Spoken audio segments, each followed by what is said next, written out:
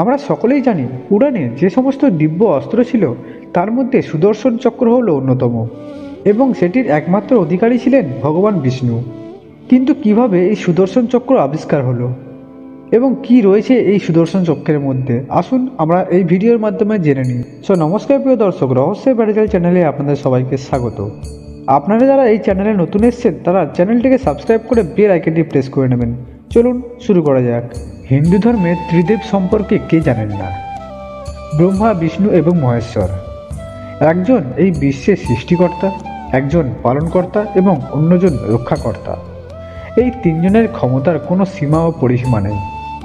এই তিন সর্বোচ্চ দেবতা তিনটি বিশেষ অস্ত্রের অধিকারী। ব্রহ্মার অস্ত্র হল ব্রহ্মাস্ত্র, মহাদেবের ত্রিশূল এবং বিষ্ণুর সুদর্শন চক্র।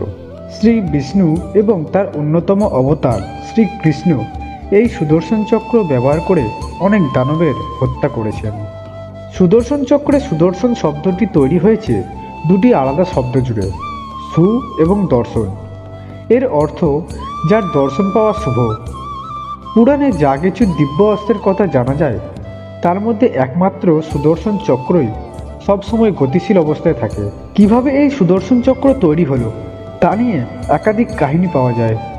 পুরাণে কোথাও পাওয়া যায় যে ব্রহ্মা, বিষ্ণু, মহেশ্বর এবং দেবগুরু বৃহস্পতির মিলিত শক্তির ফল হলো এই সুদর্শন চক্র। আবার অনেক জায়গায় বলা আছে যে দেবশিল্পী বিশ্বকর্মা সুদর্শন চক্র তৈরি করেছিলেন। একটি কাহিনী অনুসারে বিশ্বকর্মার কন্যা সঞ্জনার সঙ্গে সূর্যের বিবাহ হয়, কিন্তু সূর্যের প্রচণ্ড তেজের কারণে সঞ্জনা স্বামীর কাছে যেতে পারেন না।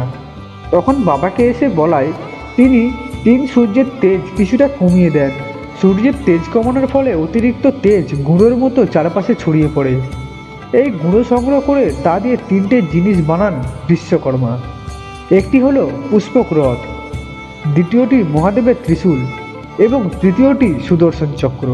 কিভাবে তৈরি হলো এই সুদর্শন চক্র? পুরাণের অন্য একটি গল্প অনুসারে একবার অসুরেরা স্বর্গ আক্রমণ করে দেবতাদের হারিয়ে দেয়। তখন বিষ্ণু অসুরদের হাত থেকে স্বর্গ রক্ষা করতে পারেননি। তখন তিনি হাজার পদ্মফুল দিয়ে মহাদেবের পুজো করেন। শিব মজা করে একটি পদ্মফুল লুকিয়ে ফেলেন। একটি ফুল কম দেখে বিষ্ণু নিজের একটি চোখ উপড়ে মহাদেবকে অর্পণ করতে যান। তখন শিব তাকে নিরস্ত করেন এবং সুদর্শন চক্র তাকে উপহার দেন। এই চক্র দিয়েই নারায়ণ অসুরদের ধ্বংস করেন। মহাভারত অনুসারে কৃষ্ণ ও অর্জুন অগ্নি দেবতাকে খাণ্ডব বন দাহ করতে সাহায্য করেছিলেন। তখন অগ্নি কৃষ্ণকে সুদর্শন চক্র উপহার দেন। আবার এক জায়গায় বলা আছে যে পরশুরাম কৃষ্ণকে সুদর্শন চক্র উপহার দিয়েছিলেন।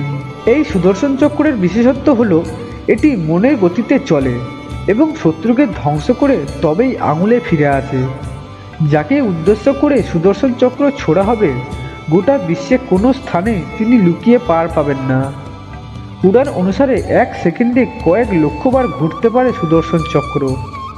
চোখের পলক ফেলার মধ্যেই এটি কয়েক লক্ষ কিলোমিটার পথ পাড়ি দিতে পারে। ওর ওজন প্রায় 2200 কেজি বলে মনে করা হয়।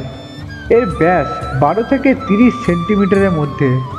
ব্রহ্মাস্ত্রের থেকেও এই অস্ত্র অনেক গুণ বেশি শক্তিশালী বলে মনে করা হয়। বন্ধুরা, আপনাদের কি মনে হয় এই সুদর্শন চক্র সম্বন্ধে? আমাকে সেটি কমেন্ট বক্সে অবশ্যই জানান। ভিডিওটি এখান পর্যন্তই। আজকের এই ভিডিওটি কেমন লাগলো সেটি আমাকে অবশ্যই জানাবেন। আর ভিডিও ছেড়ে যাবার আগে কমেন্ট বক্সে লিখে দিন জয় শ্রীকৃষ্ণ। দেখা হচ্ছে পরের ভিডিওতে। ততক্ষণ পর্যন্ত ভালো থাকুন, সুস্থ থাকুন। জয় হিন্দ।